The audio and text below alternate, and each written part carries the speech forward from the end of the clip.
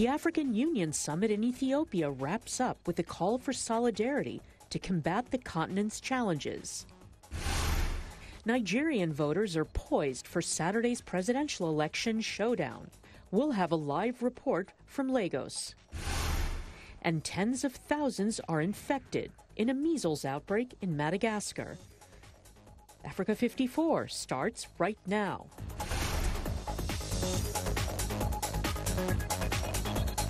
Good evening and welcome. I'm Vincent McCory. This is Africa 54. The African Union has wrapped up in Ethiopia with newly elected chairman Egyptian President Abdel Fattah el-Sisi calling for a push for peace and security on the continent. El-Sisi also said more effort is needed to boost post-conflict reconstruction and development. Serena Chaudhry has more on the gathering of African leaders. Smiles and warm exchanges at this year's African Union Summit. The 32nd gathering, which brings together 55 member states, commenced in Addis Ababa on Sunday, with outgoing chair Rwandan President Paul Kagame calling on solidarity within the bloc to tackle the continent's challenges. We must face the world as a unified bloc and work closely with other regional organizations and the private sector to ensure that the interests and the rights of Africans in their own data are guaranteed. This urgent task is yet another reason why it was necessary to strengthen the African Union's capabilities. To fulfill our political objectives, we require an organization that is agile, healthy, and effective. Dubbed the Year of Refugees, Returnees and Internally Displaced Persons, the issue of forced displacement is a central theme of the two-day summit. According to the UN, sub-Saharan Africa is now home to 31% of the global refugee population. Thousands of migrants from Africa also try to enter Europe each year, undertaking perilous journeys in search of a better life away from conflict. For African leaders, security remains a serious concern, although UN Secretary-General Antonio Guterres chose to focus on the positive achievements of the continent. Many see Africa as a continent with problems. We see Africa as a continent of hope and opportunity. Guterres praised the continent for finding resolutions to some conflicts, including reconciliation between Ethiopia and Eritrea and peace agreements in South Sudan. Well, several African leaders also expressed their gratitude to China for its efforts in promoting peace and security on the continent. That was journalist Serena Chaudhry of Reuters with that report. As Saturday's election gets closer, we are bringing you a series of profiles of men and women of all ages and all walks of life in Nigeria. They are talking about what they hope for their country and what they expect from these general elections. Today, in the We Are Nigerian series, we hear from Abdulrazak Sulaiman.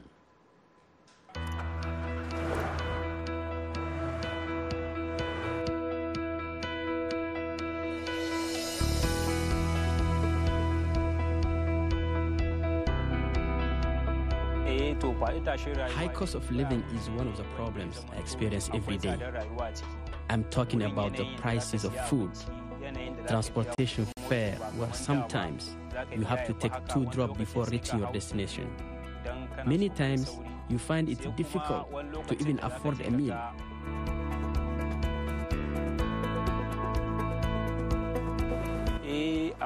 Of significance is to educate people and provide job opportunities for them.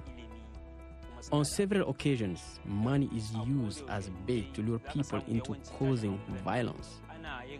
So if you are employed, it will be difficult for you to get yourself involved in any act of violence.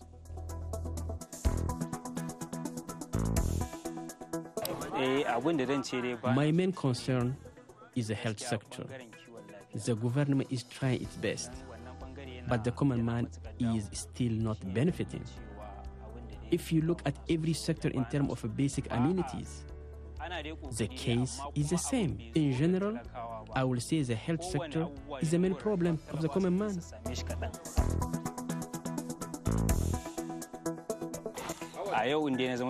If I become the president of Nigeria today, the first step I will take is to make education free for all up to university level. It will be a good idea to also give National Youth Service Corps member a cumulative money package so that members can make good use of the money instead of receiving the money in part payment.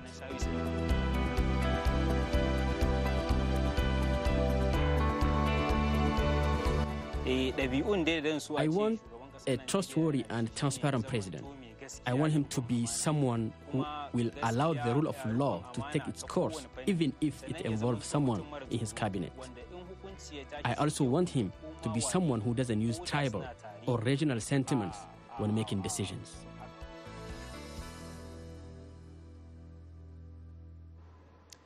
Now, the Nigerian government is urging countries in the Lake Chad Basin to treat their humanitarian crisis as urgent and work towards bringing stability and needed assistance to the region. At a conference attended by African leaders in Abuja, Vice President Yemi Osinbajo appealed for more collaboration. He acknowledged that the insurgency is having an adverse effect on economic conditions of the nation's northeast and neighboring countries. Channels television correspondent Gloria Omeazoke reports.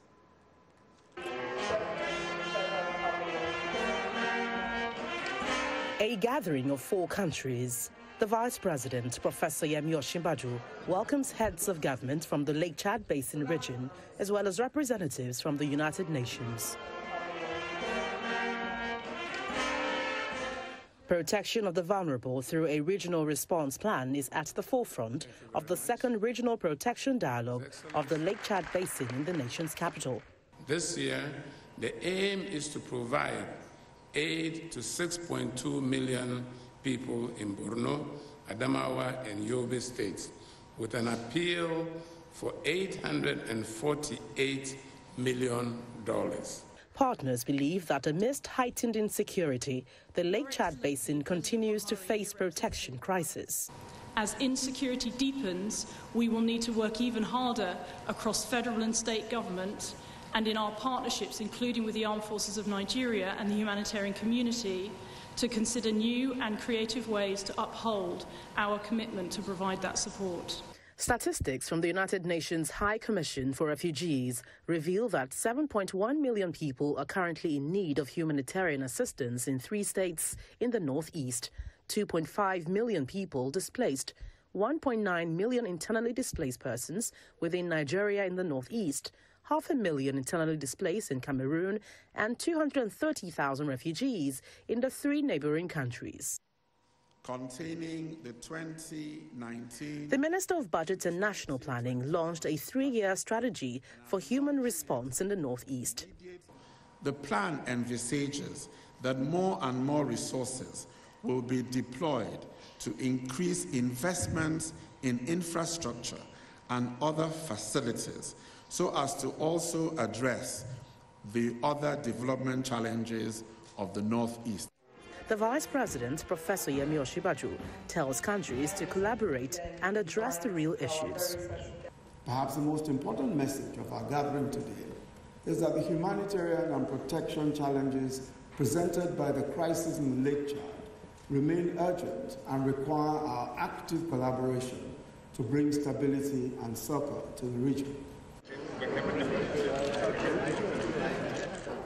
The Humanitarian Regional Response Plan is one the United Nations is hoping that governments across would respect at all times to guarantee protection for the vulnerable in troubled states across the region.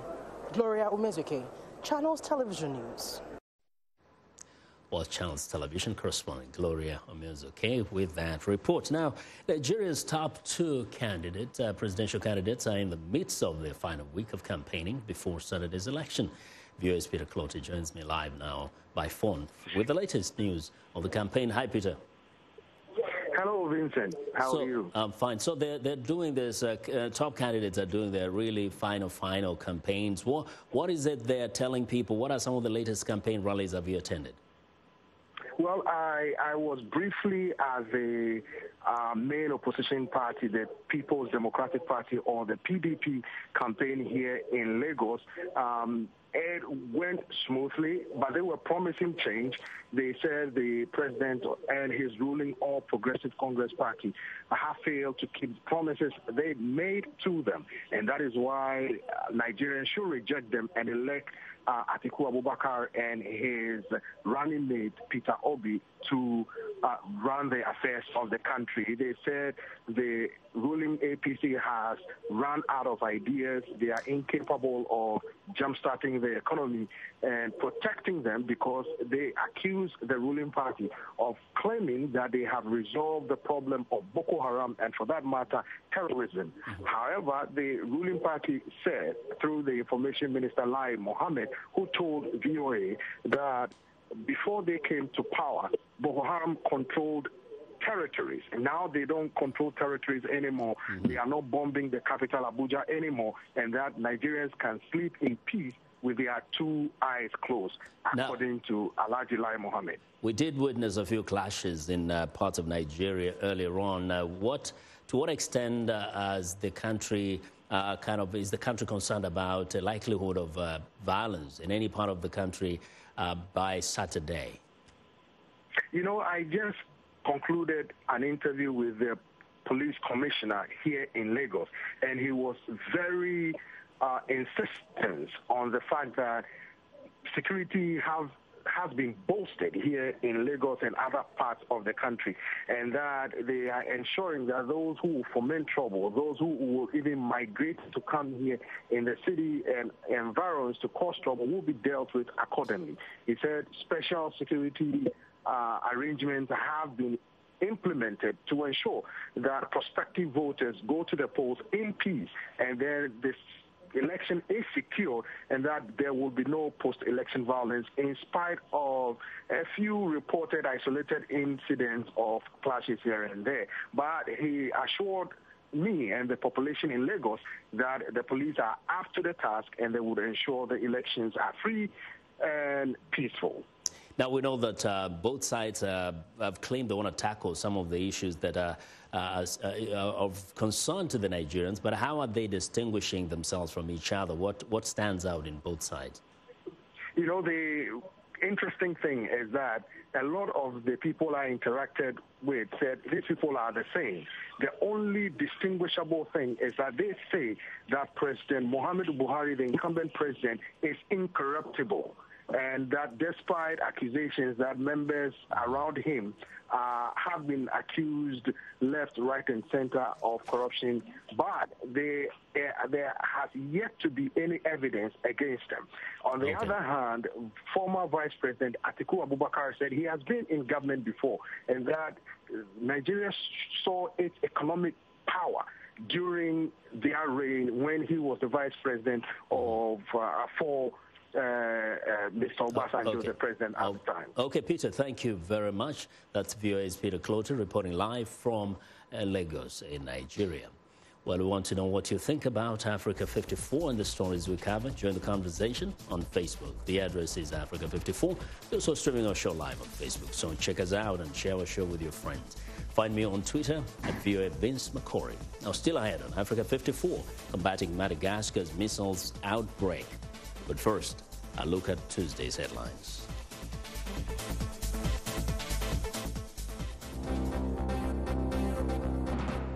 In South Africa, the death toll climbs to 6, with 22 people still trapped underground after an explosion at the Gloria coal mine Wednesday, with rescue efforts hampered for days because of high levels of toxic fumes. We stay in South Africa, where archaeologists have rediscovered a lost city known as Kweneng in the Zwikabasrand National Park using laser technology. In Ethiopia, the World Health Organization says contaminated food is a mounting health problem and economic burden in the country.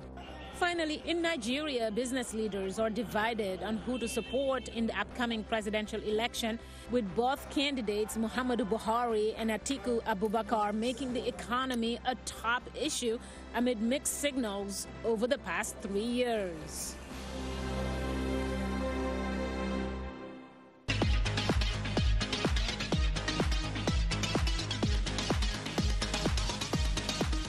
Well, it's time for our health report, and joining us now is Africa 54 health correspondent Lino Mudu with the latest details on the commitments African leaders are making for health on the continent. Hey, Lino. African heads of state and government, ministers of health and finance, business leaders and global partners gathered Saturday prior to the AU summit to launch a new initiative aimed at increasing commitments for health on the continent. The new health financing plan aims at closing the funding gap, improving the impact of spending, and ensuring the achievement of universal health coverage across all African Union countries. Public and private sectors, as well as donor governments, pledged up to $200 million to help end epidemics and bring universal health coverage to all. The Higher Life Foundation, Ireland, and France all committed to increased financing for health in Africa. Japan has considered universal health coverage as an agenda item at the G20 Osaka summit later this year, carrying forward commitment to and collaboration on health. Nearly 77% of women in Nigeria use skin lightening products, making the world's most populous country of black people the biggest market for whitening skin. But darker-skinned Nigerians are beginning to push back against the tide with the so-called melanin movement. Timothy Obiezu reports from Abuja. 25-year-old Goodness Ben wants to be a famous model and actress. For her dream to become reality, Ben says she needs a lighter complexion, so she bleaches her skin. Yes, this is Nigeria, and a fair skin is business. In movie industry, most times directors want you to glow. According to a 2011 estimate by the World Health Organization, some 76 million Nigerians, the majority women, use products to lighten their skin. The treatment, a multi-billion-dollar industry, reduces the content of melanin, a substance that gives skin color. Nigerians such as Ben say it also improves their confidence. Yes, for me to be better, for me to be fairer, for me to be more beautiful. And I feel a fairer skin attracts more favors. So. But darker-skinned Nigerians are pushing back against the idea that lighter is better. They say black is beautiful with the so-called melanin movement. My confidence really doesn't come from my skin. It comes from within. Aside from debates about beauty, skin doctors warn some bleaching products are not safe. Many of these harmful substances that are contained in these skin products can lead to a lot of negative side effects, like, for instance, skin cancers. Ghana, Ivory Coast, and Rwanda banned all whitening products, while Nigeria joined South Africa in barring those with harmful chemicals. But while these moves help promote natural and healthy skin tone, the melanin movement is still dwarfed by Africans' demand for skin lightening products. Timothy Obiezu for VOA News, Abuja. Now to Madagascar, where the country is suffering its worst measles outbreak in decades. More than 50,000 people have been infected and at least 300 killed, most of them children, according to health officials. Cases have been reported in all major towns and cities, as well as in rural areas. Supported by the World Health Organization and UNICEF, the government has initiated fresh vaccination campaigns. Although worse hit, Madagascar is not alone in having to tackle the virus. Measles has also struck parts of the United States and Europe, where cases tripled last year. Health authorities in the Philippines are also urging immunizations following an outbreak in Manila and nearby regions that has left 1,500 people infected and caused at least 25 deaths. The WHO says measles is an acute, highly contagious viral disease. Health experts say the virus gained ground in Madagascar as immunization rates fell below 50% from the recommended 90%. Joining us live via Skype from Antananarivo, Madagascar, is Dr. Vincent Sojinu, Incident Manager with the World Health Organization, Madagascar. Dr. Sojinu, welcome to the show. Many thanks, dear colleague. How are you?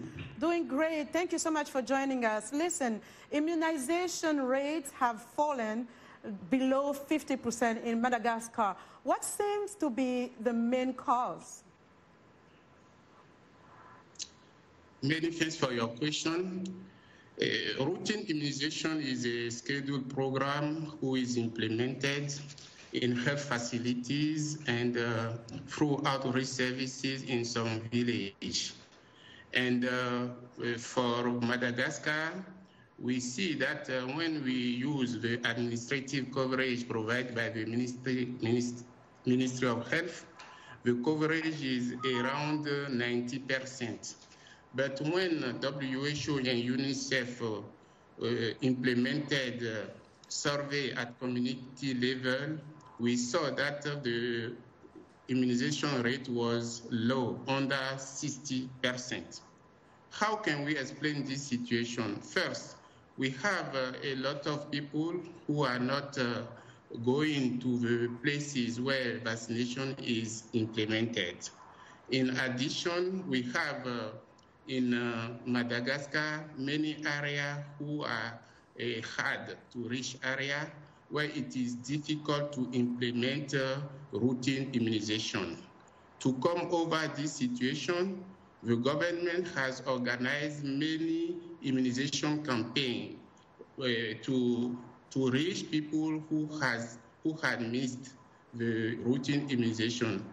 Despite this campaign, we were surprised to see that there are many remaining people who are not really vaccinated, and that's why now this outbreak is ongoing in the country. So vaccination is to prevent. Now that the outbreak is spreading, what is being done in the communities to help tackle this? Okay. For the response to this outbreak, we have around 5 main pillars of intervention. The first one is the case management, who is being implemented in all the local health facilities, all the hospitals in the country. In addition, we have the reactive vaccination, who is organized in 4 phases. The first phase is already completed in around 25 health districts, and we have reached 2.2 million people during this first phase. We are currently implementing the second phase of this vaccination in the northern part of the country, and we are targeting around 835,000 people. At the time of the fourth. Dr. Soginu, we have to leave it there, unfortunately. Thank you so much for joining us. That's all the time we have. And Vincent Soginu is the incident manager with the World Health Organization in Madagascar. And that's our health report for today. To stay in touch, find me on Twitter @LenorMoudou. Vincent, back to you. Well, thanks a lot, Lenore. I'll be sure to watch Lenore Moudou's health reports every Tuesday and Thursday right here on Africa 54.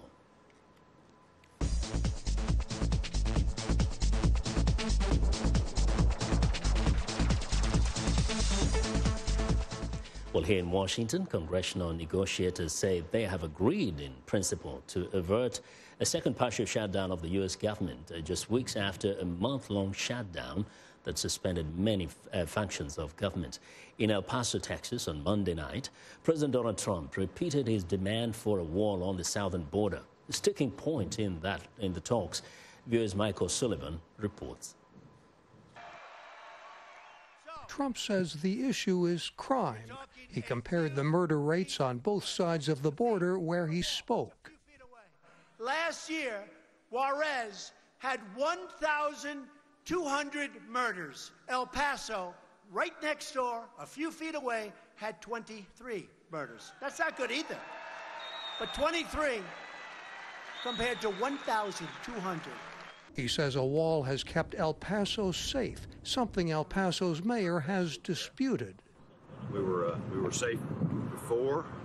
Trump says criminals are among those fleeing northward, and his administration has begun forcing asylum seekers to wait in Mexico until their cases can be heard. But the flow of migrants has continued. On the Pacific coast, 24 shelters in Tijuana, Mexico, house the migrants, including Haitians who have been living in Venezuela and are fleeing the chaos there. It's straining the Mexican city's resources, says a charity aid worker. If we combine all the ones that are deportees, displaced Mexicans, the Central Americans, and Haitians, and the Africans that are also arriving, it's hard to provide them a place to stay. Trump's demand for a wall has been implemented on sections of the border south of San Diego. It's a slotted barrier more than 5 meters high. That is see-through, something that San Diego hasn't had a lot of. So for Border Patrol agents to be actually able to see what is on the south side, what's going on, we were able to be more situationally aware. She says the new wall can prevent the kind of breach that happened in November on a section that had not been upgraded. In Washington, Republicans and Democrats are working to craft a compromise. In Tijuana and other Mexican border cities, asylum seekers wait and hope. Mike O'Sullivan, VOA News, Los Angeles.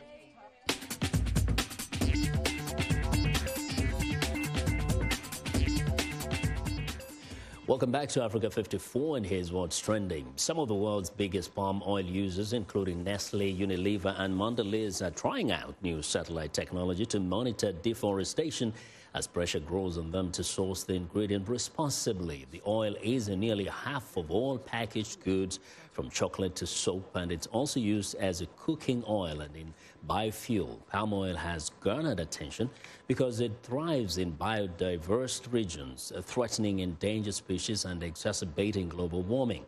Some in the industry say dirty palm oil expelled from big players' supply chains is finding other buyers in booming markets in Asia and Africa, where price often trumps sustainability. Well, and finally, can robots be creative? Now, British gallery owner Aidan Miller hopes to go some way towards answering that question with Ada, who her makers say will be able to draw people from sight with a pencil in a bionic hand. He calls Ada the world's first AI ultra-realistic robot artist. His ambition is for her to perform like her human equivalent. Cameras in each of her eyeballs recognize human features. She will make eye contact and follow you around the room, opening and closing her mouth as you do. Ada will present her inaugural exhibition and censored features in May at the University of Oxford. Her sketches will go on display in London in November. And that's what's trending today. Well, and that's our show for today. Be sure to watch Africa 54 on our website at voaafrica.com. And for more news, tune in to VOA's evening radio show, Africa News Tonight, 8900 UTC. And in the mornings today, Break Africa between 0300 and 0600 UTC, Monday through Friday. Thanks for watching from all of us in Washington. Have a good night.